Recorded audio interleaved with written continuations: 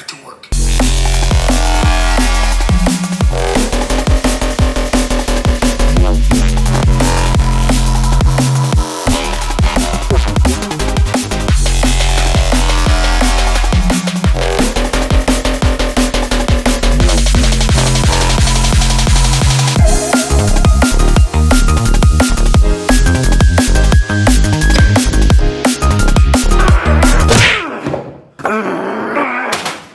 How to cook a Thanksgiving turkey. Roast for 3 hours at 180 degrees Celsius.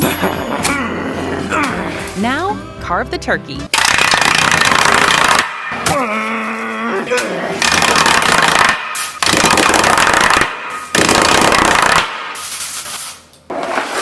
Serve it on a plate